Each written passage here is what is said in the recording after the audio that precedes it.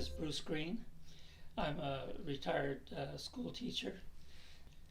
I taught for almost 40 years as a biology and general science teacher.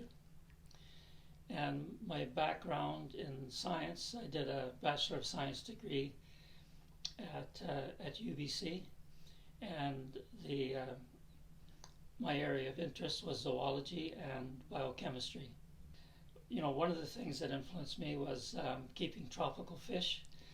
When I was in school, I actually made a little bit of spending money breeding guppies and selling them to the pet store. You know, doing the experiments and kind of hands-on activity in the classroom, that was always a joy. The other thing I enjoyed a lot too was taking kids out on field trips. So, you know, the school is right on the edge of the river there, and there's a lovely nature trail. So I tried to bring as much of that into the program as I could. The more hands-on activity you can organize around it, the more exciting it becomes. Using kind of the scientific approach to solving problems, I think that's what gets them excited. That's what gets me excited anyway. Yeah. I think a good place to start is a good biography of a famous scientist.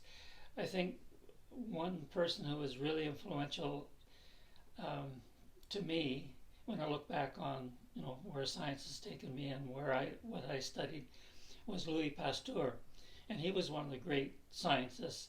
And to read about his life and how he thought and how he worked is inspiration. But there's no end of other ones. This book here is about Alfred Russel Wallace, and he was a contemporary of Darwin. His life was just full of adventure. He had an amazing mind and made an amazing contribution to science.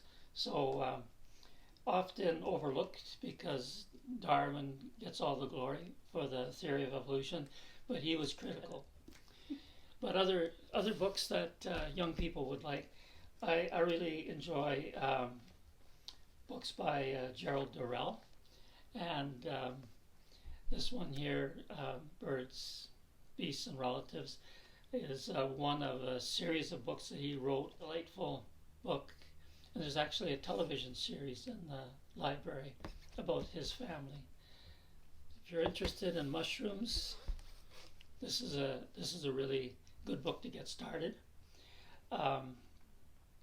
If you're going to get into collecting and consuming wild mushrooms, you need more than one book, but this is a good book to start.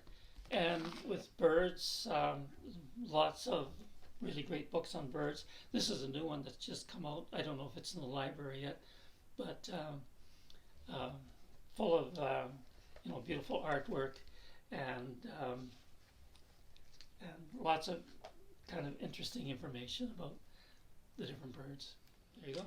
Well, that's great. Thank you so much. You're very welcome. All right. My pleasure.